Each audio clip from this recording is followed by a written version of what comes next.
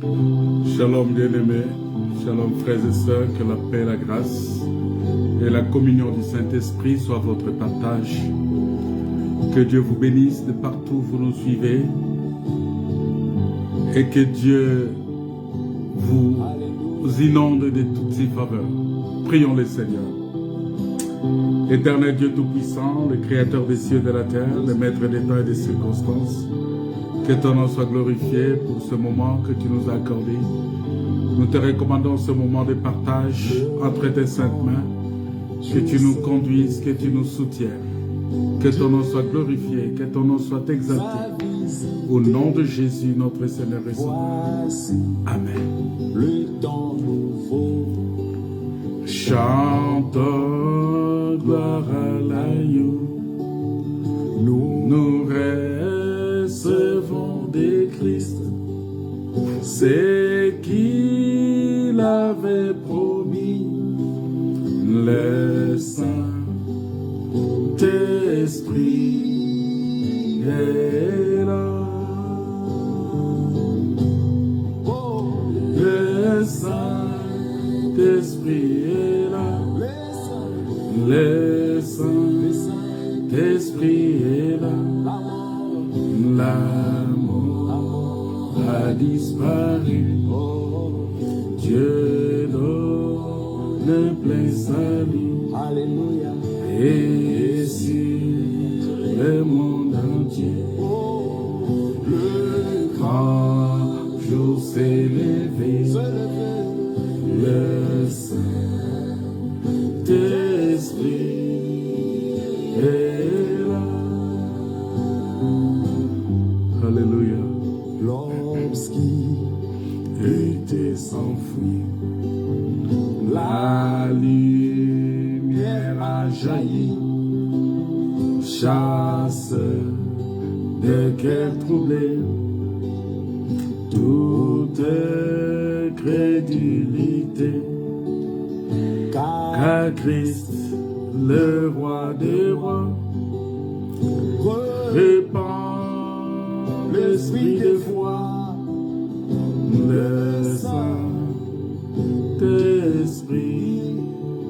est là. Le Saint-Esprit est là. Le Saint-Esprit est là. L'amour a disparu. Dieu donne plein salut. Alléluia. Et sur le monde entier, le grand jour s'est levé. Le Saint-Esprit est là. Le grand consolateur Viens remplir tous les cœurs. L'esprit de vérité nous met en liberté. Il ouvre les prisons, répand la guérison. Le Saint-Esprit est là. Oh, le Saint-Esprit est là. Le Saint-Esprit est là. L'amour a disparu. Dieu donne plein salut. Alléluia. Et sur le monde entier, les grands jours s'est levé. Le Saint-Esprit est là. Que tous les racheteurs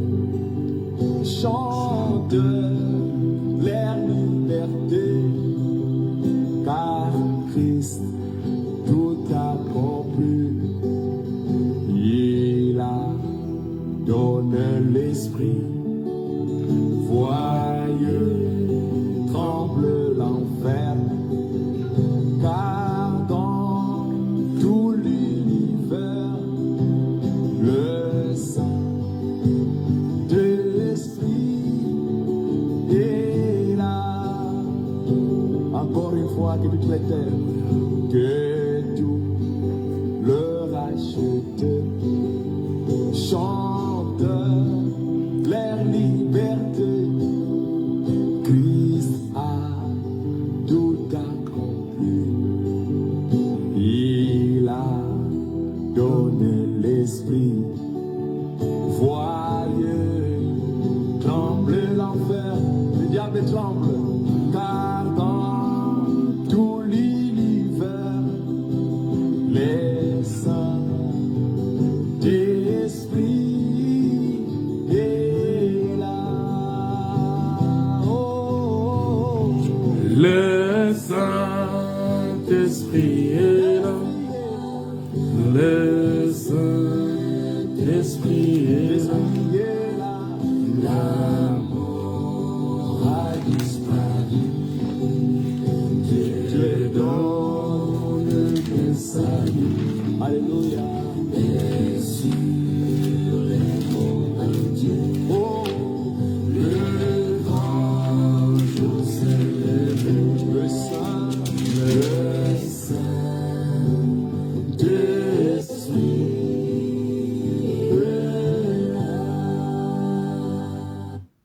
Shalom bien-aimés, que la paix, la grâce et la communion du Saint-Esprit soient votre partage. Que Dieu vous bénisse de partout où vous nous suivez. Que Dieu vous soutienne encore une fois et que Dieu vous rende capable d'avoir part à l'héritage des saints dans la lumière. Nous continuons notre enseignement cet après-midi encore parce que notre Dieu, il est merveilleux. Il est grand, il est redoutable, il est le Seigneur de gloire et c'est Dieu puissant qui nous aime et qui souhaite que nous prospérions à tous égards, comme prospère l'état de nos âmes. Voilà pourquoi, à chaque fois que nous nous retrouvons, nous disons gloire à Dieu, nous bénissons le Seigneur pour ce moment qu'il nous donne, parce que il n'y a pas un Dieu comme lui. Il est au-dessus de toutes choses. Il est le Dieu grand, le Dieu redoutable. Il est le Seigneur Dieu. Il est celui qui gère nos vies. Toutes nos vies sont entre ses mains. Bien-aimés, nous sommes en train de parler de quelque chose de très important.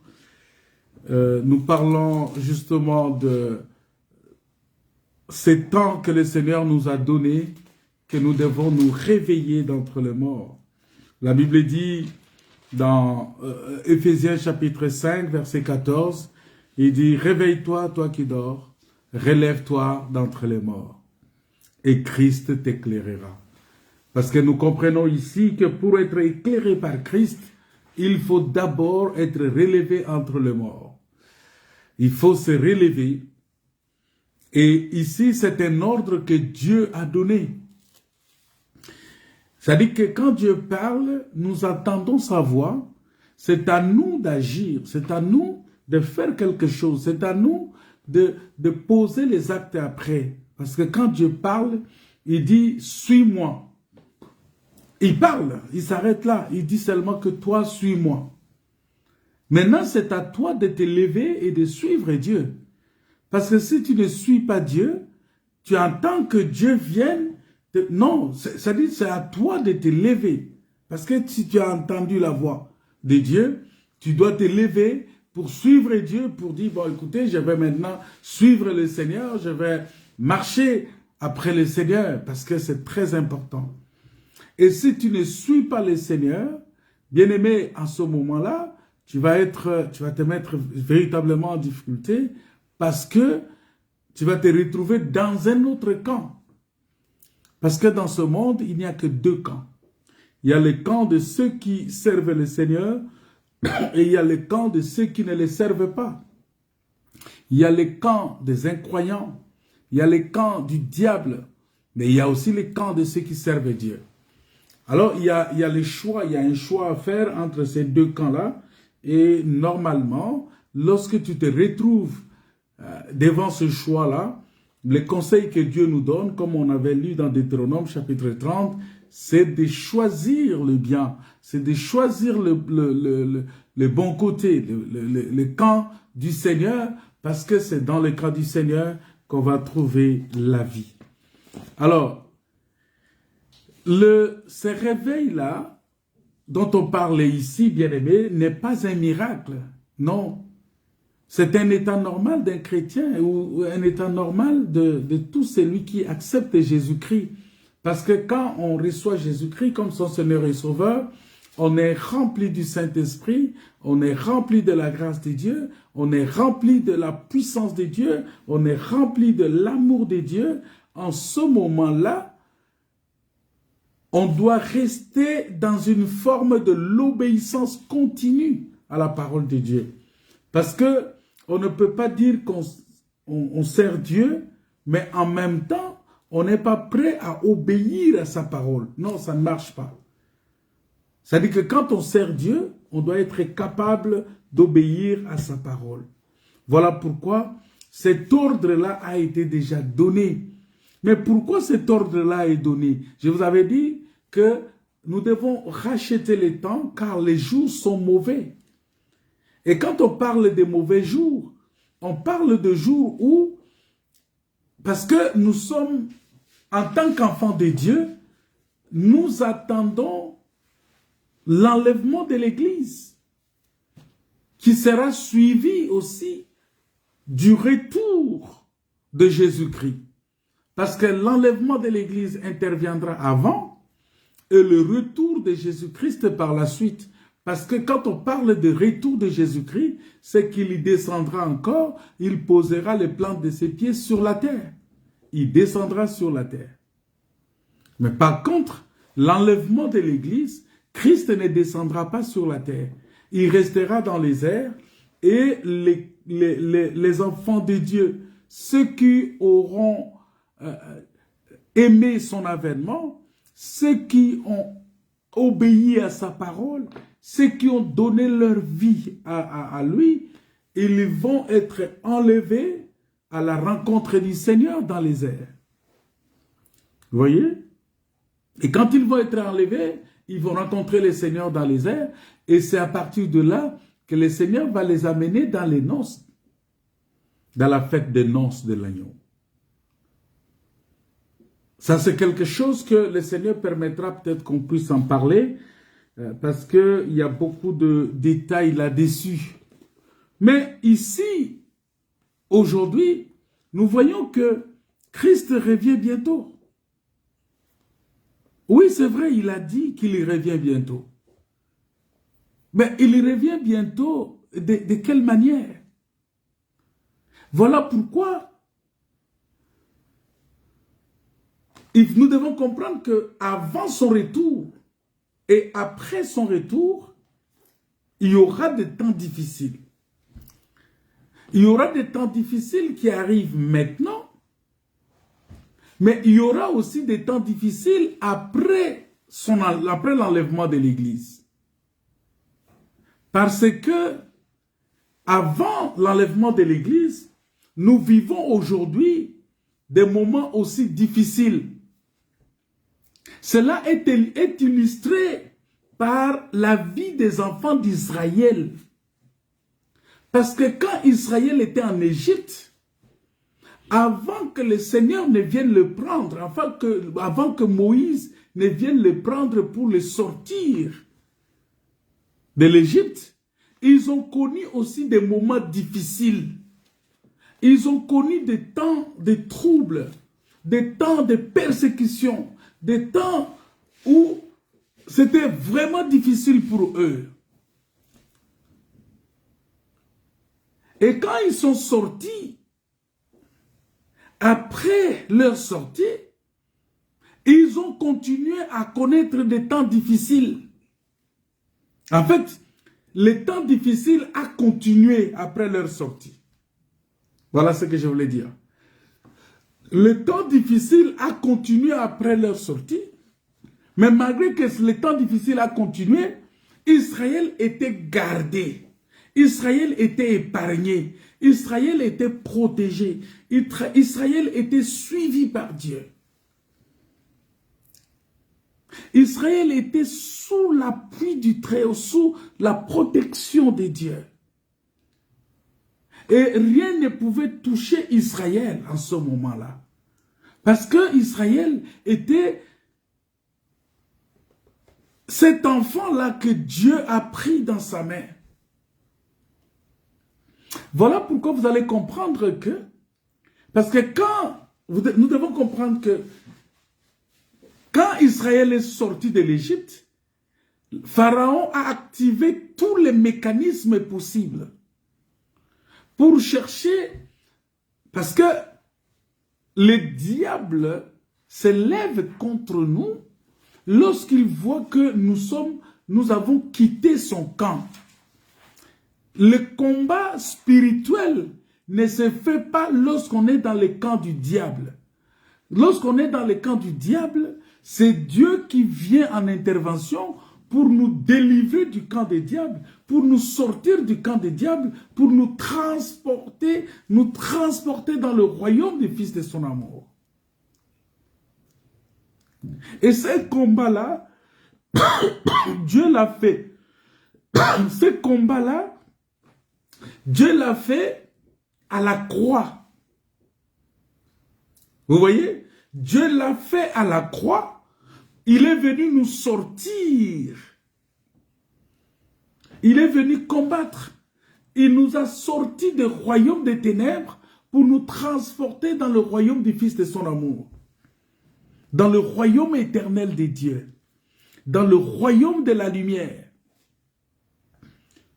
Mais quand il nous a sortis, le diable continue à nous poursuivre. Par des attaques, par des tentations, par des choses aussi pour tenter de nous faire retourner en Égypte.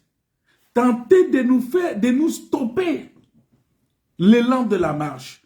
Voilà pourquoi tu peux rencontrer beaucoup de situations, beaucoup de difficultés qui vont...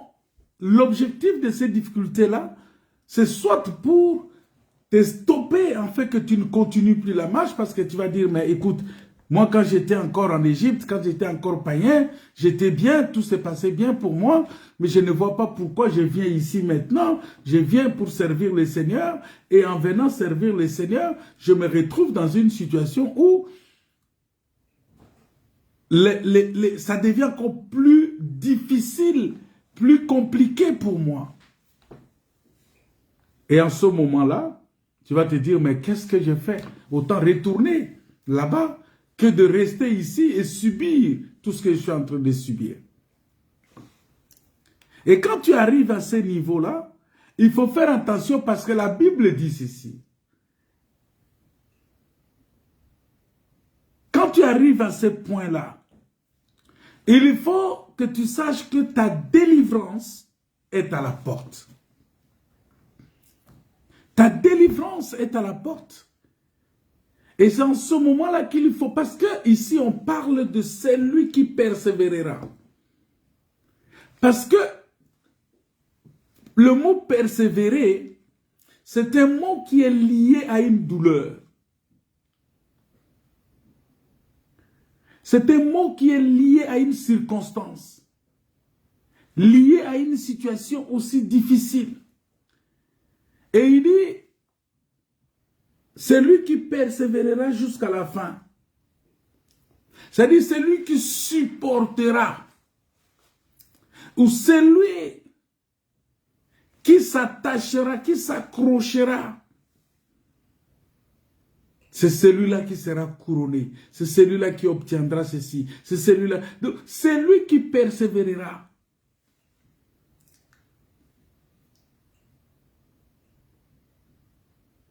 Donc, pour vous expliquer simplement qu'on est dans une situation où la douleur peut devenir atroce. Ça peut devenir très, très grande. Où on n'arrive pas à supporter. où on n'arrive pas, on ne comprend pas ces douleurs-là, comment ça se passe. Mais Dieu, qu'est-ce qu'il fait?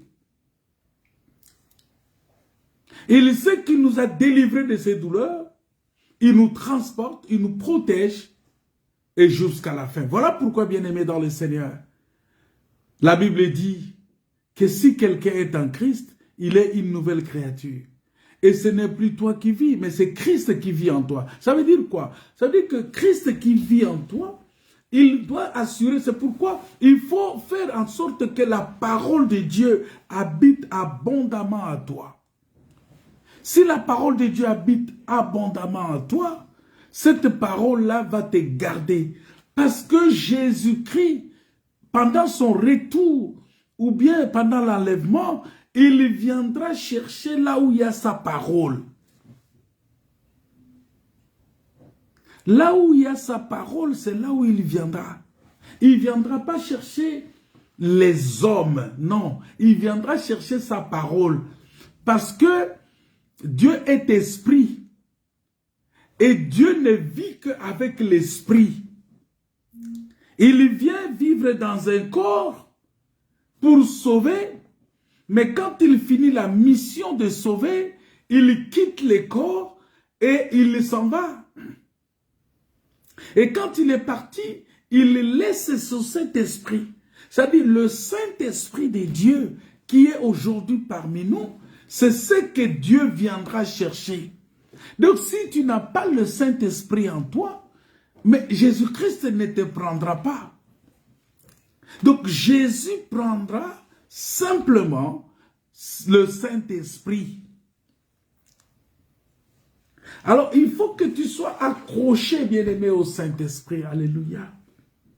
Il faut que tu sois attaché au Saint-Esprit. Donc si tu es attaché au Saint-Esprit, c'est-à-dire la parole de Dieu qui est esprit, habite abondamment en toi, cette parole-là va te permettre justement de traverser, de quitter ce monde et d'aller auprès du Seigneur. Voilà pourquoi il est important pour nous. Parce que, bien-aimés, vous savez que le Seigneur, il veut justement que nous puissions être capables, à cause des temps difficiles dans lesquels nous vivons, que nous soyons capables de résister contre les tentations. Parce qu'aujourd'hui, l'esprit corrompu de ce monde est en train d'agir. Les séductions du diable sont là devant nous. On commence à vouloir te montrer, parce que si tu ne fais pas attention, tu risques justement de ne pas justement recevoir ce que Dieu... Parce qu'il faut être attentionné. Il faut rester attaché à la parole. Parce que le temps est difficile. Et quand on parle de temps difficile, le temps difficile c'est quoi? Le temps difficile c'est ce que nous sommes en train de vivre maintenant, qu'on dit l'abomination de la désolation vient s'établir dans les lieux saints. Le temps difficile, c'est ce que nous vivons maintenant. On va lire ça. J'aime lire ce texte-là. C'est un texte important. Le temps difficile, c'est le temps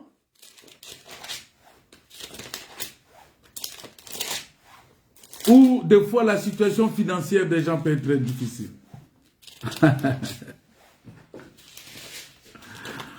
Le temps difficile, c'est le temps où Pierre est allé faire la pêche toute la nuit et il n'a rien trouvé. Mais de l'autre côté, il a la pression de l'impôt de César. Il faut qu'il trouve les moyens pour aller payer les impôts de César.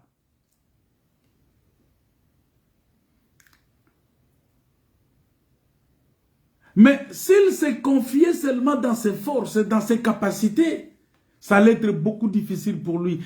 Vous savez que dans des situations comme ça, on est même prêt à abandonner. On est même prêt à se dire, ben Seigneur, on te suit, on n'a rien ici, nous allons rentrer. Mais Pierre, qu'est-ce qu'il a fait? Il a dit, Seigneur, nous avons péché toute la nuit, on n'a pas trouvé. Il dit, mais écoutez, il dit, Seigneur, sur ta parole, nous allons faire. Ça dit que l'enseignement que nous tirons de cette situation, il y a des interprétations derrière, on peut expliquer ça sous plusieurs formes. Mais la leçon que je veux que tu tires derrière cette écriture-là, c'est que Pierre a dit, sur ta parole, nous allons encore jeter le filet. C'est-à-dire, sur la parole de Dieu, un enfant de Dieu, c'est celui qui est fondé sur la parole de Dieu. Son agissement est lié à la parole de Dieu. Son comportement est lié à la parole de Dieu. C'est-à-dire, tout ce que tu fais, tu le fais sur la parole de Dieu. Si tu veux voir la réussite, si tu veux voir le succès, mais c'est ce que le psalmiste dit dans Psaume chapitre 1, dans le Psaume chapitre 1, il dit, tout ce qu'il fait lui réussit. Pourquoi? Parce qu'il est fait sur, ainsi dit le Seigneur, il est fait sur la parole de Dieu. Et cette parole-là, qui nous démontre que si nous sommes sur la parole de Dieu, nous serons capables de résister contre les tentations. Parce que Jésus a résisté à la tentation par la parole. C'est la parole qu'il a utilisée pour chasser le diable, pour résister au diable, pour résister et le diable a fui. Voilà pourquoi, bien-aimés dans le Seigneur, il est très important pour nous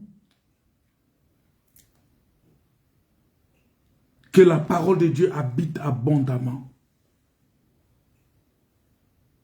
Nous allons voir cette chose-là. Vous allez comprendre que lorsque quelqu'un est dans un état de sommeil spirituel, je vous avais expliqué ce sommeil-là dont on parle ici, c'est lorsque Adam a péché, il est rentré dans le sommeil.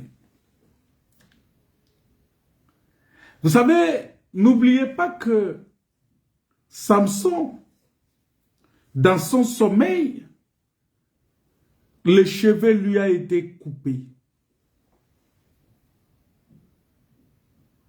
Et vous comprenez que sa force habitait dans ses cheveux, dans ces tresses-là. Mais dans le sommeil de Samson, les cheveux lui ont été coupés. Ici, ça parle de la mort de Christ. Parce que la force qui était là, l'a quitté. Voilà pourquoi il a dit, mon Dieu, pourquoi m'as-tu abandonné? Parce que quand Christ criait comme ça, il parlait là, comme Samson a crié.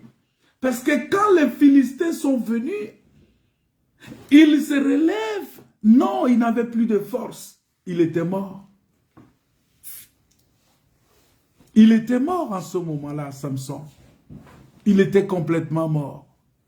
C'est ça le sommeil. Il est tombé dans un profond sommeil. Il fallait attendre jusqu'à ce que ses cheveux-là repoussent pour qu'il récupère sa force. Ça parle de la résurrection. Ça parle de la gloire, parce que la chevelure, c'est la gloire. Lorsque ça repousse, ça dit que la gloire de Dieu est repoussée. Mais lorsqu'il n'y a pas de cheveux, c'est ce que nous appelons, en d'autres termes, Ikabod. Ça dit que la gloire est partie. C'est comme si l'arche n'est plus en Israël. L'arche a quitté Israël. L'arche est partie. Il n'y a plus la gloire. Et ça dit, quand il n'y a plus la gloire, ça dit que la puissance de Dieu n'y est plus. Au milieu du peuple. Le peuple vit sans gloire de Dieu. Parce que la force du peuple Israël était dans l'arche. Lorsque l'arche est partie, le peuple rentre dans le sommeil.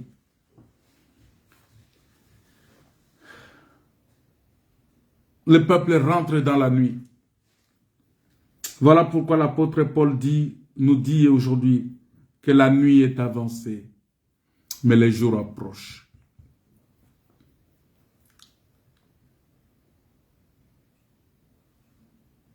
La nuit est avancée, mais les jours approchent. Bien-aimés, parce que nous vivons les derniers temps de la grâce avant le jugement. C'est ça, la nuit est avancée, les jours approchent. Parce que quand on parle de jours approchent, les jours de l'Éternel, c'est les jours de jugement. C'est les jours de jugement.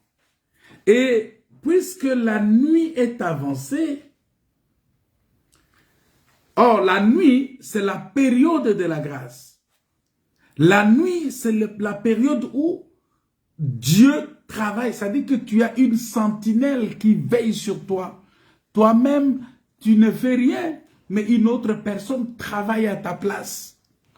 Et c'est Dieu qui travaille, c'est Dieu qui... Parce que pendant le sommeil, c'est le moment où la sentinelle doit travailler. Et pendant que la sentinelle est en train de travailler, c'est pour te garder, c'est pour te protéger. Alors Jésus, l'apôtre Paul dit, la nuit est avancée, les jours approchent. C'est-à-dire que la période, nous vivons maintenant les derniers temps de la grâce. Avant le jugement qui va venir. Mais personne ne sera capable de résister devant le jugement. Personne. Parce que le jugement de Dieu, mais ça sera très fort, le jugement. Bien-aimés dans le Seigneur, pour cela, nous sommes, nous, enfants de Dieu, appelés à être la lumière. Parce que nous sommes dans la nuit. Et pour que les gens soient éclairés, il faut que toi et moi, nous soyons la lumière. Il faut que toi et moi, nous soyons cette lumière-là qui éclaire dans les ténèbres. Cette lumière-là qui chasse la nuit, qui chasse les ténèbres. Voilà pourquoi Jésus, il est la lumière. Nous sommes aussi la lumière du monde. Il dit, vous êtes la lumière du monde.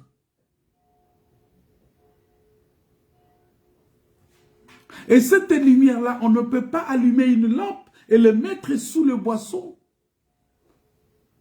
On l'allume, on le met sur le toit ou sur la montagne pour que ça puisse éclairer. C'est ce que j'avais dit l'autre fois. Que toi, tu deviens la lumière pour éclairer aussi les autres. Après être éclairé toi-même. C'est-à-dire que tu es éclairé et tu éclaires aussi les autres. Mais nous ne sommes pas seulement appelés à être la lumière. Nous sommes appelés aussi à être les sentinelles de ce monde. Pour avertir ce monde sur ce qui va arriver dans la suite des temps. Est-ce que tu le fais? Est-ce que tu avertis les gens de ce qui va arriver dans la suite des temps?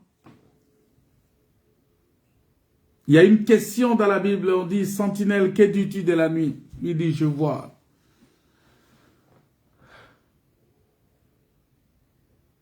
Je vois quelque chose qui arrive. Les jours arrivent. Et les soirs aussi arrivent.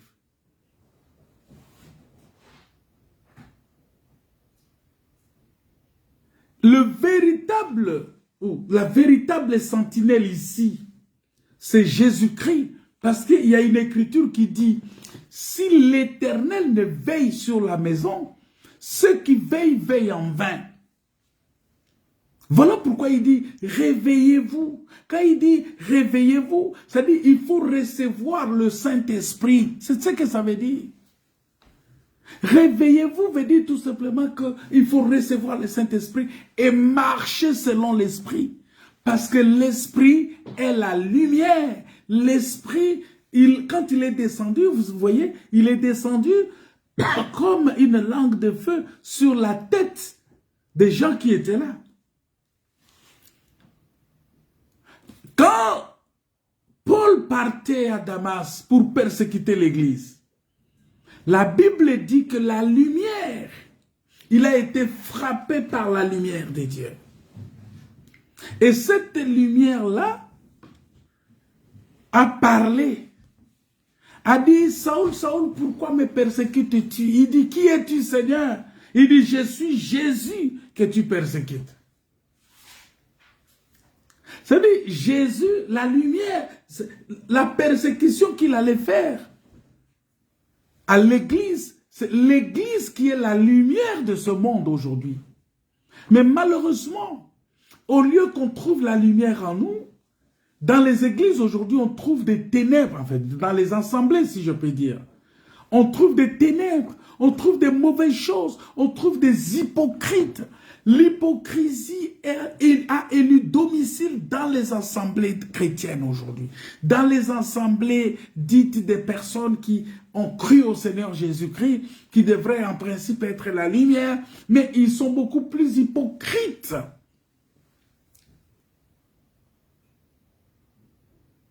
Il y a l'hypocrisie aujourd'hui est entrée dans ce monde, au point que les gens donnent l'impression de connaître Dieu, donnent l'impression de servir Dieu, donnent l'impression d'être enfants de Dieu, mais dans leur intimité avec le Seigneur, ils sont hypocrites. Ils sont hypocrites. Ils veulent montrer seulement aux gens qu'ils sont enfants de Dieu, alors que dans leur manière de faire, ils sont plus païens, ils sont plus mauvais.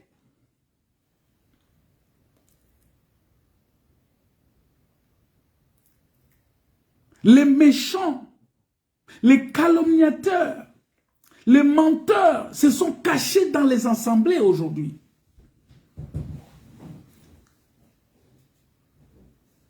Les rapporteurs qui divisent se sont cachés dans les assemblées aujourd'hui.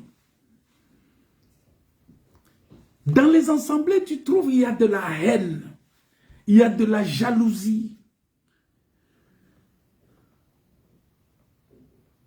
Alors que dans les assemblées, on devrait vivre l'amour véritable de Dieu.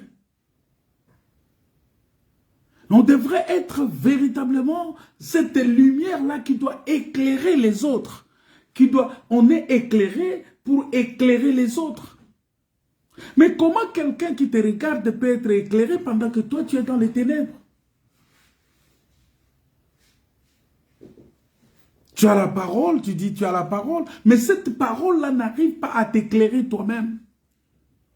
Même parmi les serviteurs de Dieu, il y a de l'hypocrisie aujourd'hui.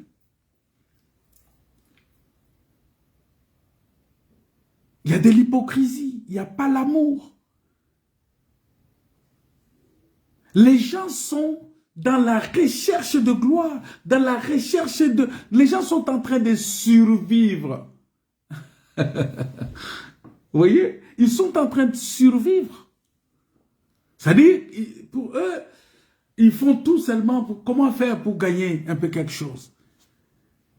Les serviteurs de Dieu aujourd'hui sont prêts à acclamer même des personnes qui vivent dans la perversion, dans les péchés, pourvu que ces personnes-là leur donnent de l'argent.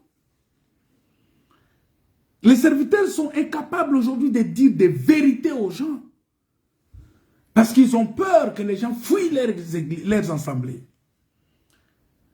Parce que pour eux, la foule des gens qui viennent là, c'est pour leur faire du plaisir, c'est pour leur donner de l'argent. On donne beaucoup d'offrandes, beaucoup de dîmes, beaucoup de choses comme ça, et ils sont contents.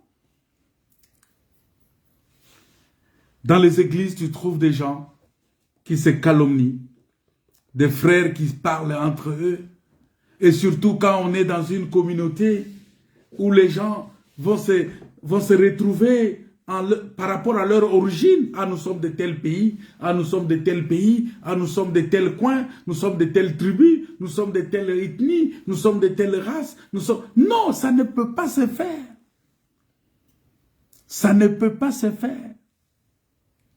Tu vas trouver des gens qui vont dire, ah, nous sommes nous sommes les premiers arrivés dans cette église et c'est nous qui avons le monopole. Ils commencent à se liguer pour commencer à traiter ceux qui vont venir après, comme si ceux-là ne sont pas connus de Dieu. Vous voyez, c'est un peu des sentiments comme quoi, alors que nous sommes enfants de Dieu, nous devons bannir l'esprit de division, l'esprit de haine. Tu dois être heureux quand ton frère reçoit quelque chose. Quand il est nommé, quand il le reçoit, et quand il est élevé en dignité quelque part, quand il est béni de quelque chose. Mais tu dois être dans la joie. Parce que la Bible dit que lorsqu'un membre du corps est honoré, c'est tout le corps qui est honoré. Mais qu'est-ce que nous vivons aujourd'hui? Nous vivons dans un monde où il y a certaines personnes qui s'érigent en donneurs de leçons, mais quand on vérifie la façon dont ils se comportent, c'est une catastrophe. Et c'est pour cela que Dieu veut avoir des sentinelles. Dieu veut avoir des gens qui doivent être comme la lumière de ce monde.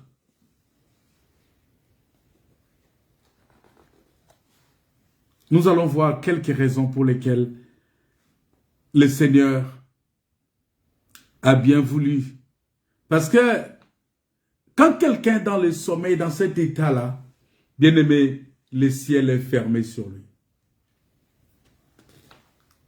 Le ciel est fermé.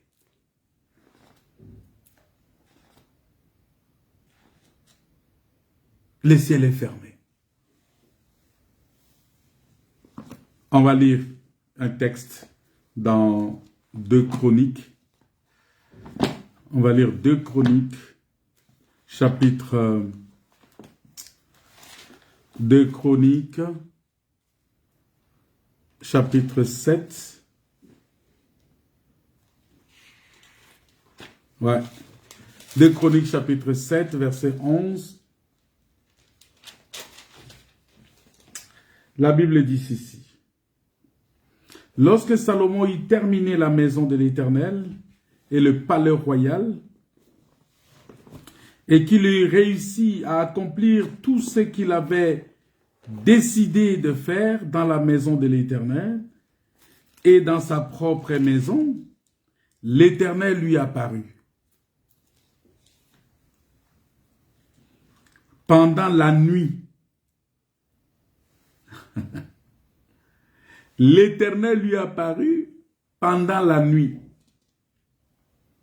et lui dit, « J'exauce ta prière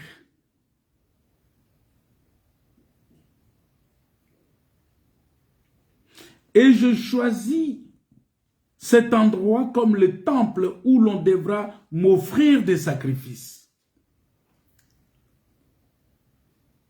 J'exauce ta prière et je choisis cet endroit comme le temple qu'on devrait m'offrir des sacrifices. » Alors il dit ceci, « Quand je fermerai le ciel et qu'il n'y aura point de pluie, quand j'ordonnerai aux sauterelles de consumer le pays, quand j'enverrai la peste parmi mon peuple. » Vous voyez, il a décrit des choses. Quand je fermerai le ciel et qu'il n'y aura point de pluie, quand j'ordonnerai aux sauterelles de consumer le pays, c'est Dieu qui ordonne aux sauterelles de consumer le pays, quand j'enverrai la peste parmi mon peuple, si mon peuple sur qui est invoqué mon nom, s'humilie, prie et cherche ma face, et s'il se détourne de ses mauvaises voies, je l'exaucerai des cieux. Je lui pardonnerai son péché et je guérirai son pays. Mes yeux seront ouverts désormais et mes oreilles seront attentives à la prière faite en ces lieux.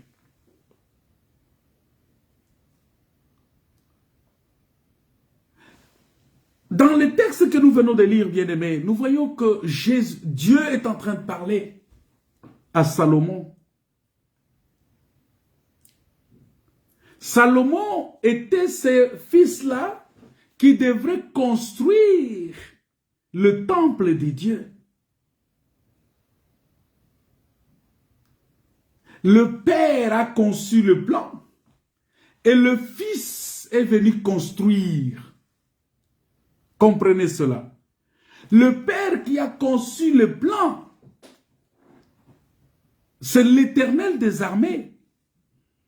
Par la loi, les psaumes et les prophètes, ça c'était le plan que Dieu était en train de... Dieu a conçu le plan. Il a rassemblé les matériaux.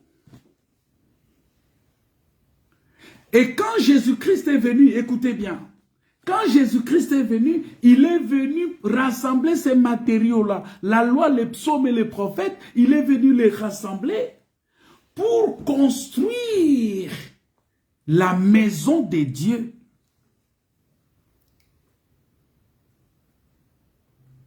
Parce que il fallait que le Fils, voilà pourquoi Dieu, pour construire la maison, il ne devrait pas rester dans un état esprit, c'est-à-dire qu'en tant que père. Mais il fallait qu'il devienne fils. Parce que c'est le fils qui doit construire la maison. Voilà pourquoi Dieu a accepté de quitter l'état d'esprit. L'esprit ne pouvait pas construire. Il devrait descendre maintenant, prendre le corps, c'est-à-dire que la parole faite chair, dans le but de construire le temple.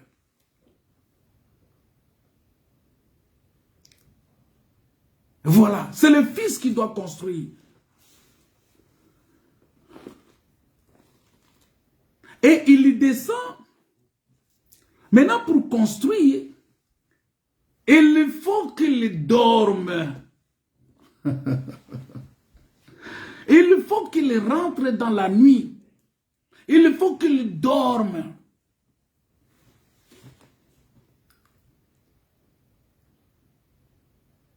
La nuit. Ça veut dire quoi? La nuit ici, du sommeil de Salomon, parle de la mort de Jésus-Christ. Et que Dieu vient maintenant lui parler. Il dit, bon, maintenant, puisque la nuit, tu as offert le sacrifice par excellence, je vais maintenant choisir ces lieux. Ces lieux-là, c'est quoi? Ces lieux-là, c'est le corps Christ. Parce que l'église, c'est le corps Christ. Il dit, ces lieux-là est choisi maintenant. Voilà pourquoi il a dit, celui-ci est mon fils bien-aimé que j'ai choisi, en qui habitera toute mon affection. Le Christ, corps de Christ, l'église, corps de Christ, est le lieu que Dieu a choisi pour faire résider son nom. Et ce corps de Christ-là est constitué de pierres vivantes, de personnes que Jésus a appelées, c'est-à-dire de tous ceux qui ont accepté Jésus-Christ comme leur Seigneur et Sauveur. Nous faisons membre de ce corps-là. Et c'est là où Dieu fait résider son nom. Il dit, j'exauce maintenant ta prière. Donc la prière de Christ a été exaucée sur la croix. C'est sur la croix que la prière de Christ a été exaucée. C'est-à-dire que c'est pendant la nuit. Quand Christ a dit, vous voyez, les 7 paroles que Christ a prononcées sur la croix, C'était le cheminement, c'est-à-dire qu'il était en train de faire un travail de construction. Les 7 paroles de Christ sur la croix, c'est la construction du temple. Et il a terminé cette construction-là pendant qu'il y avait des ténèbres partout. Et quand il a fini cette construction, il faut maintenant que le Saint-Esprit descende. Et c'est ça la gloire de Dieu. C'est exactement comme les tabernacles au temps de Moïse. Parce que quand Moïse a fini la première année, parce que vous devez comprendre aussi que Jésus a évolué en 2 temps. La première année, ça veut dire que l'année où il est né, jusqu'à sa mort, ça c'est inclus dans la première année. La deuxième année, c'est là où il est ressuscité, là où quand le Saint-Esprit est descendu. C'est ça, l'année de la grâce a commencé là. C'est ça la deuxième année. Et nous voyons que la gloire de Dieu est descendue dans le lieu où Dieu a choisi pour faire résider son nom. La maison où l'on devra m'offrir des sacrifices. Les sacrifices dont il parle ici, c'est les sacrifices de louange, d'adoration. Il dit, offrez vos corps comme un sacrifice vivant. Offrez les fruits de vos lèvres comme un sacrifice saint, agréable à Dieu. Voilà les sacrifices qu'il a demandé qu'on puisse offrir dans le lieu qu'il a choisi en Christ. Ah, les frères vont me demander, mais alors l'argent, alors les biens. Vous savez, lorsque tu offres ton corps à Christ, tout ce qui est lié à ton corps aussi devient l'offrande pour Christ. C'est-à-dire tout ce que tu as, l'argent, tout ce que tu as, ta maison, ta famille, tout ce que tu as, tu l'offres en sacrifice à Dieu. Toi-même, tu deviens sacrifice pour Dieu.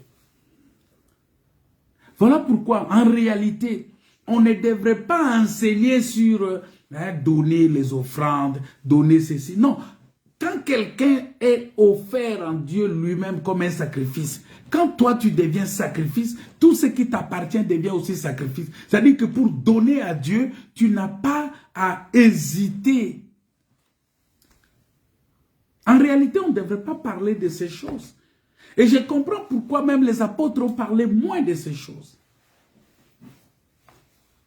Mais Paul a quand même dit donner à Dieu, donner avec libéralité, participer à l'œuvre de Dieu. Donc, tout simplement parce que c'était pour encourager les gens. Mais si quelqu'un est réellement une offrande, si quelqu'un devient une offrande pour le Seigneur, tout ce qu'il a appartient au Seigneur. Et quand tu lui vois qu'il y a un besoin de l'œuvre de Dieu, il y a un besoin pour servir Dieu, il y a un besoin pour faire quelque chose pour le Seigneur, il ne va pas hésiter. Il n'attendra pas qu'on lui dise parce qu'il sait que tout ce qu'il a, c'est pour le Seigneur. C'est le Seigneur qui a mis dans sa main ce qu'il a. C'est le Seigneur qui t'a donné le souffle avec lequel tu dois le louer. C'est le Seigneur qui t'a donné la voix. C'est le Seigneur qui a mis la parole en toi pour que tu le lui rendes par la prière.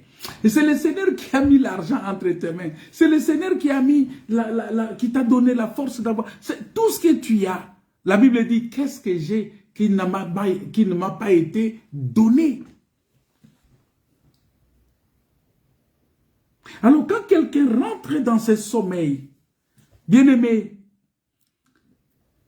pendant ce temps-là, le ciel est fermé. Et c'est comme ça que vous avez vu que cette nuit-là, le ciel était fermé sur le Seigneur. Il a crié, il a dit, Père, Père, pourquoi m'as-tu abandonné? Et quand le ciel est fermé, il n'y a plus de pluie. Quand le ciel est fermé, il n'y a plus de communion intime avec Dieu. La porte est fermée entre Dieu et les croyants, entre Dieu et tous ceux qui le cherchent. Mais comment la communion peut être rompue?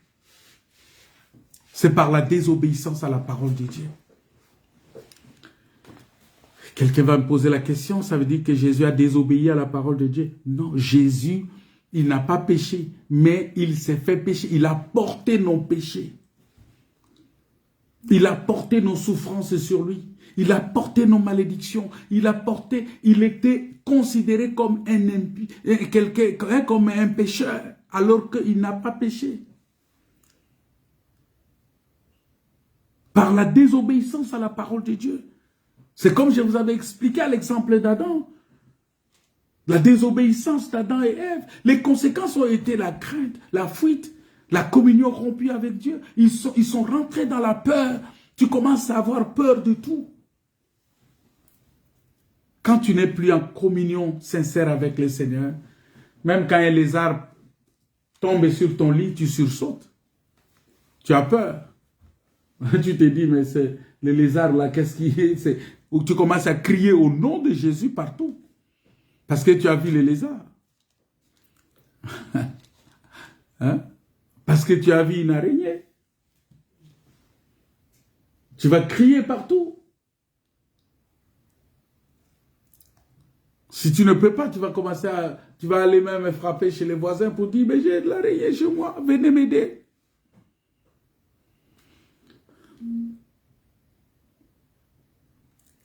Et vous allez voir que ça va suivre par la souffrance et finalement par la mort. C'est-à-dire la séparation complète avec Dieu. La communion peut être rompue par une autosatisfaction. Un contentement de soi qui conduit à l'indépendance. C'est-à-dire que quelqu'un s'est dit, bon, je suis indépendant maintenant. À ne plus compter sur le Seigneur. C'est-à-dire qu'il pense qu'il est capable d'avoir tout ce qu'il a, c'est par ses forces, c'est par sa force et sa capacité. Mais non. Tu cherches à être indépendant. Non, un enfant de Dieu n'est pas indépendant. Un enfant de Dieu ne peut pas dire qu'il est indépendant. Hier, j'ai échangé avec les frères et sœurs à l'église, on parlait un peu. Je leur ai dit, mais écoutez, même la femme ne peut pas dire qu'elle est indépendante dans la maison d'un homme. Oh, je suis une femme indépendante. Non, ça n'existe pas. Parce que déjà en disant ça, tu es en train de violer la parole de Dieu. Tu es en train de désobéir à la parole de Dieu. Parce que la parole de Dieu dit ceci, que tes désirs se porteront vers ton mari. Quand on a parlé de désir ici, c'est Exode qui est venu expliquer ça. Les désirs de la femme, c'est quoi? C'est les désirs en vêtements, c'est les désirs en nourriture, c'est les désirs en droit conjugal. Et tous ces désirs-là se porteront vers ton mari. Ça dit que tu es dépendante. Tu dépends de quelqu'un d'autre.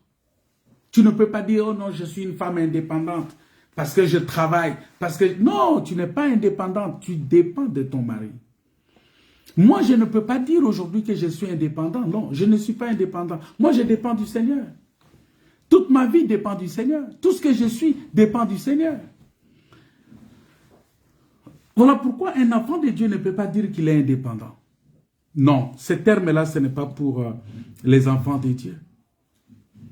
Et c'est ça justement qui amène à l'autosatisfaction. Et ça nous amène dans une attitude d'orgueil. On devient orgueilleux, on commence à se considérer comme des gens qui sont suffisants en eux-mêmes et tout ça. Mais nous oublions Jean chapitre 15, verset 5 qui dit « Sans moi, vous ne pouvez rien faire ». Et ça, c'est quelque chose que nous devons comprendre. Parce que Dieu l'a dit, que sans lui, nous ne pouvons rien faire. Sans Dieu, je ne peux rien faire. Sans Dieu, je ne peux pas respirer. Sans Dieu, je ne peux pas marcher. Sans Dieu, je ne peux rien. Parce que si Dieu décide aujourd'hui, c'est fini, c'est fini. Sans lui, je ne peux rien faire. Vous voyez, c'est comme l'église de Laodicée qui se croyait arrivée. Elle se croyait arrivée, elle se croyait une grande église. Oh non, mais nous, on est quand même une grande église bien organisée. Hein? Tout marche pour le mieux. Et puis finalement, on n'a plus besoin de Jésus. Parce que dans des situations comme ça, quand les gens se retrouvent à un niveau où ils pensent que tout est bien, tout est parfait ici maintenant, ça veut dire qu'on n'a plus besoin du Seigneur.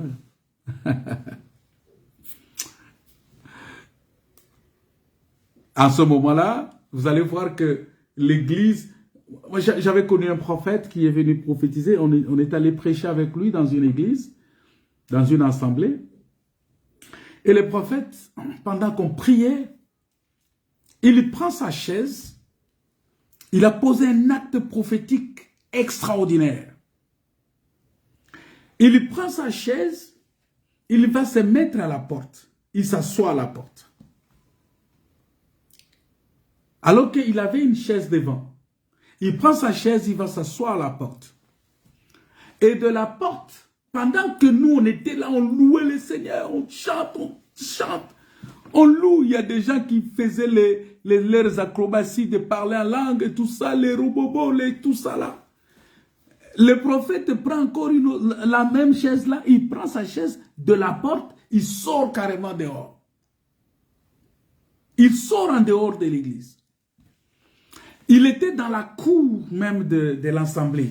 Il était dans la cour. Plus nous chantons, le prophète, il prend la chaise de la cour, il se pose maintenant dans la rue.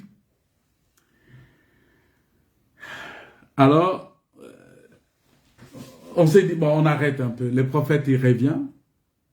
Il dit, je ne sais pas si vous m'avez remarqué,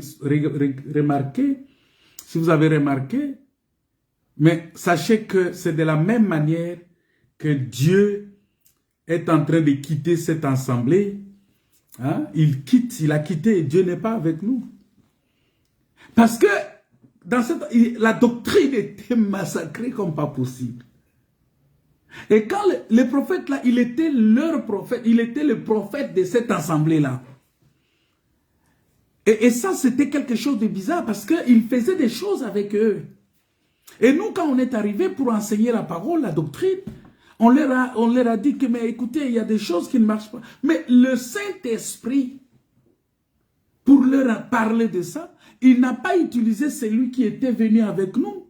Non, il a utilisé celui qui était avec eux, le prophète qui était avec eux. C'est lui que le Seigneur va utiliser pour poser cet acte prophétique. Que Dieu n'était plus là. Tout simplement parce que, allez, on sort Dieu. L'Église place maintenant Jésus-Christ dehors et qui lui a ensuite fermé la porte. Vous savez? Parce que l'Église, regardez, l'Église de Laodicée, qu'est-ce que Jésus dit? Il dit, voici, je me tiens à la porte et je frappe. Ça veut dire que Dieu était dehors, en dehors de cette Église-là.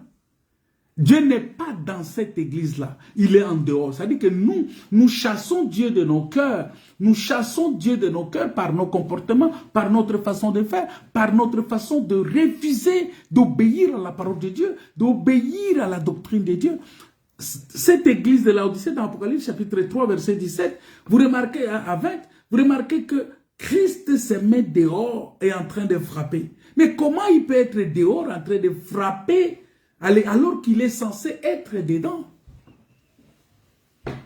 C'est vrai, dans la vision prophétique, on peut voir ça comme étant Christ qui revient pour prendre l'église. Mais oui, ça peut se dire, mais écoutez, même si Christ revient pour prendre l'église, la voix va se faire entendre, voici l'époux, sortez à sa rencontre. Mais ici, Christ est complètement dehors et il frappe parce qu'on lui a fermé la porte. On lui a fermé la porte et il ne peut pas y accéder, il ne peut pas entrer dans nos cœurs. On lui a fermé la porte par les manières de ce monde, par la façon de vivre de ce monde, par tout ce que nous sommes en train de faire aujourd'hui, par nos habitudes, nos comportements, par les systèmes de ce monde. On ferme la porte. Et en ce moment-là, quand on ferme la porte à Christ, qu'est-ce qu'on fait? On laisse maintenant les choses secondaires prendre la place de Jésus-Christ. Voilà pourquoi vous allez voir que les gens, ils vont prier, mais ils sont beaucoup plus préoccupés par les choses secondaires, par les soucis, les problèmes, les biens de ce monde, les plaisirs vains, par les fêtes. Vous savez, quelqu'un peut prendre tout son temps pour organiser des fêtes. Fêtes de mariage, fêtes d'anniversaire, faites de ceci. Les gens sont perdus dans ces choses-là. Mais il n'a pas le temps pour venir à l'église. Tu lui dis, il va dire, ah, j'ai pas le temps. J'ai pas le temps ces derniers jours parce que je prépare ma fête de mariage. Ah, je prépare la fête d'anniversaire. Ah, je prépare ceci. Les gens sont perdus dans ces choses-là, dans les plaisirs vains. Même ce qui peut être légitime, comme la famille, le travail, qui peuvent devenir, ça peut devenir maintenant une idolâtrie. Les gens sont perdus dans ces choses. Voilà pourquoi, bien-aimés dans le Seigneur, il faut faire attention. Ne soyons pas comme les parents de Jésus-Christ qu'il avait perdu à Jérusalem lors d'une fête religieuse. Vous voyez, c'est-à-dire à cause de la fête, ils ont perdu Jésus. Il leur a fallu beaucoup de jours, 3 jours de recherche pour le retrouver. 3 jours de recherche.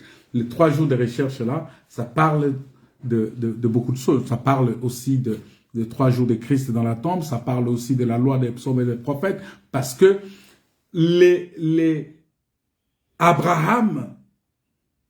Adam a cherché Dieu pendant 3 jours. Adam a cherché Dieu pendant 3 jours. Retenez ça. Le premier jour, c'est la loi. Le deuxième jour, c'est le prophète. Le troisième jour, c'est les psaumes. Et il va retrouver Christ le 3e jour. Vous voyez? C'est comme ça qu'il a dit, Jésus lui-même a dit, allez dire à Serena, il faut que je travaille aujourd'hui et demain et le lendemain, j'achève ma course. Il a toujours fixé ces chiffres-là pour permettre aux gens, pour arriver à la satisfaction, pour arriver à terminer la course, pour arriver à finir ce qu'il est en train de faire. Bien-aimés dans le Seigneur, nous devons faire très attention. Nous ne devons pas laisser les choses secondaires prendre la place de Jésus-Christ dans nos cœurs. Évitons, parce que les rites et les traditions religieuses peuvent devenir plus importants que le Seigneur lui-même. Évitons cela. Les systèmes peuvent devenir plus importants que le Seigneur Jésus lui-même. Voilà pourquoi évitons de ne pas perdre notre premier amour pour le Seigneur. Et souviens-toi d'où tu es tombé. Pourquoi le ciel est fermé sur toi. Et réveille-toi. Réveille-toi d'entre les morts. Réveille-toi. Et Christ va t'éclairer. Réveille-toi d'entre les morts, bien-aimés. Et Christ va t'éclairer. C'est très important pour nous. C'est très important ce que nous sommes en train de faire. C'est très important pour nous de rendre grâce à Dieu, de bénir le Seigneur, de louer le Seigneur. Mais surtout de nous assurer que notre vie est en harmonie avec la parole de Dieu. Bien-aimés dans le Seigneur, nous devons éviter de nous laisser séduire par le péché, par les convoitises de la chair, par la convoitise des yeux et par l'orgueil de la vie. Évitons cela, comme je vous avais parlé de Samson, qui s'est laissé entraîner par les convoitises de la chair.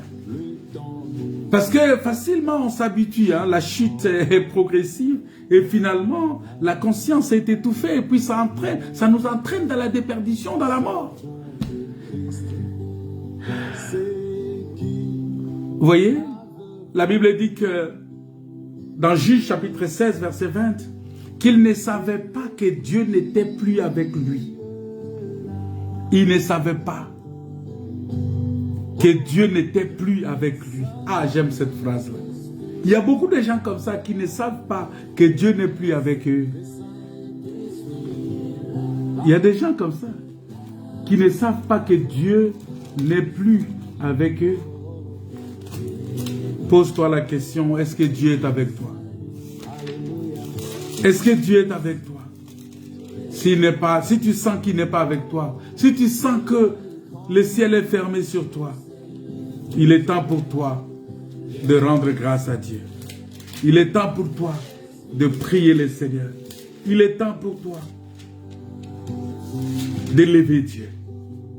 Lorsqu'il s'enfuit, la lumière a jailli, chasse Des cœurs troublés, toute crédulité. Elle dit alors, les Philistins sont sur toi. Samson, il se réveilla et dit, je m'en tirerai comme les autres fois. Je me dégagerai. C'est ça, lorsqu'on prend l'habitude, on pense que Dieu c'est un Dieu d'habitude. Oh non, ça va, moi j'ai toujours fait ça, j'ai toujours fait comme ça. Non, Dieu ne fonctionne pas comme ça, frère. Dieu ne fonctionne pas comme ça. Non. La Bible dit que il ne savait pas que l'Éternel s'était retiré de lui. Oh, le Seigneur s'est retiré de lui, il est resté. Il devrait comprendre et commencer à dire, mon Père, mon Dieu, pourquoi m'as-tu abandonné? Voilà pourquoi nous avons besoin d'avoir Jésus-Christ avec nous, tout le temps. Bien-aimé, ne fais pas que le Seigneur se retire de toi. Parce que quand on est dans le péché, on est dans les mauvaises choses, le Seigneur peut se retirer de toi. Et tu vas croire qu'il est là avec toi. Parce qu'il y a des gens qui pensent que quand ils chantent, ils dansent, ils transpirent, ah, Dieu était là. Non. Qui te dit que Dieu était là? Qui te dit? Voilà pourquoi nous devons rendre grâce à Dieu. J'aimerais que tu pries le Seigneur et que Dieu te garde, que Dieu te protège, que Dieu veille sur toi, que Dieu te soutienne, que le Saint-Esprit habite en toi, que le Saint-Esprit te garde, que le Saint-Esprit se manifeste dans ta vie. Au nom de Jésus. Au nom de Jésus. Amen. Si tu as été béni par ce message, tu vas partager cela. Et n'oubliez pas que nous allons nous retrouver ce dimanche pour partager la parole de Dieu. C'est très important pour nous. Nous allons partager la parole de Dieu. Nous allons élever le nom du Seigneur. Dimanche à 14 h. Si vous êtes à Rouen et dans les environs, vous pouvez vous joindre à nous pour adorer le Seigneur ensemble. Que Dieu vous bénisse. Que Dieu vous comble de sa grâce. Et je vous dis à dimanche à 14 h. Soyez bénis.